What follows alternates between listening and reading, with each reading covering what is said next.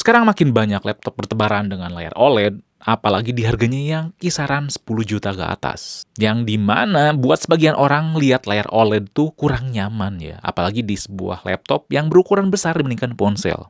Gak nyamannya ini saya pernah bahas ya di video lain, kalian bisa tonton. Intinya walaupun ciamik, layarnya nendang, kontrasnya oke, ada hal negatifnya.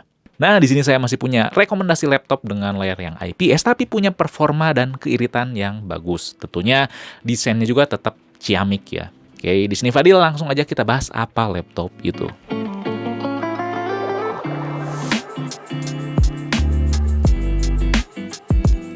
Yap, ini dia HP Pavilion Aero 13. Bukan laptop baru memang, tapi masih sangat menggoda ya untuk dibeli di tahun ini.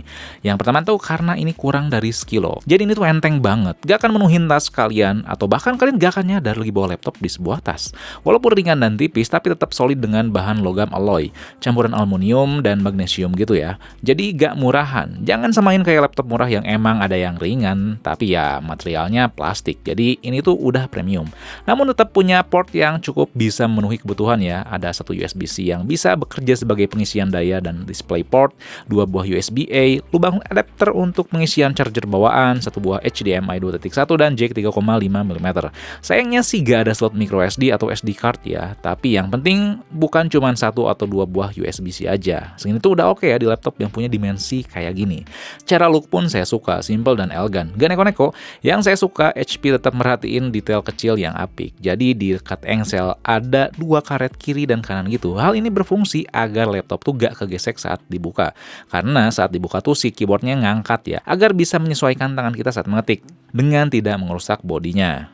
Nah, kedua tuh layar dan keyboard yang nyaman.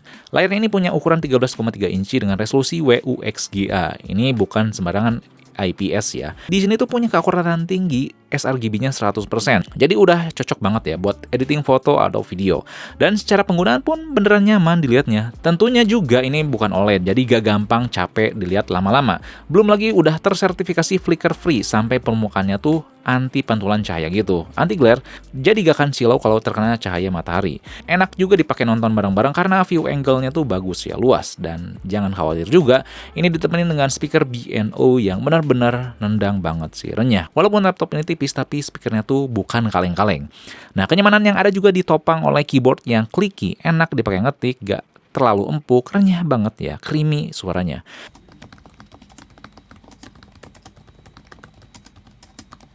Si touchpad-nya juga cukup bantu kerjaan saya dengan nyaman, hanya saja ya ukurannya standar. Kita juga dikasih sensor stick jari ya buat keamanannya. Dan by the way di sini keyboard dan penutup speaker tuh berbahan plastik daur ulang ya. Jadi ini tuh laptop ramah lingkungan banget sih. Paling yang agak disayangin di sini sih si webcamnya, walau udah oke, dia gak ada pelindung atau penutup privasi gitu ya. Jadi overall ya, bodinya, layarnya, touchpadnya, pokoknya fisiknya tuh bisa menopang kegiatan saya dengan baik. Walaupun ini tuh tipis ya, karena nggak kaleng-kaleng. Mau itu hiburan, keseharian, sampai editing. Dan pasti kalian khawatir ya di masalah performanya, mau itu editing ataupun gaming. Karena kan ini basicnya laptop tuh tipis. Yang biasanya laptop tipis tuh ya performanya ya agak kurang. Kita bahas yang nggak sukanya dulu ya, ini tuh cukup berisik si laptopnya. Khususnya kalau dipakai intens, kipasnya tuh lumayan bising. Namun performa yang disajikan tuh cukup memuaskan untuk laptop yang super tipis, yang bikin di luar dugaan, walaupun ini pakai AMD Ryzen 7 seri U, seri yang dimana menyasar manajemen daya ya. Ini tuh cukup memuaskan. Pas saya coba editing 4K di Adobe Premiere, playback dan movement pas ngedit tuh cukup smooth, nyaman, ada lagi tentunya, tapi gak sering atau bukan hal yang aneh. Saya coba render video 4K 24 fps yang punya durasi sampai 12 menit, ngerender tuh butuh waktu 13 menit 21 detik aja dengan ukuran 3,3 GB. Dipakai game ya emang bisa, tapi jangan ngarep banyak. Sekedar game kasual bisa, asal grafisnya low. Saya coba main game terbaru ya, kayak Grand Blue Fantasy Relink, ada patah-patah, gak stabil di 30 fps, wajar lah ya. Jangan ngarep game AAA atau game terbaru smooth pokoknya. Kalau kalian memang prefer performa atau suka gaming, di harga 15 jutaan gini ya ada pilihan lainnya, laptop gaming.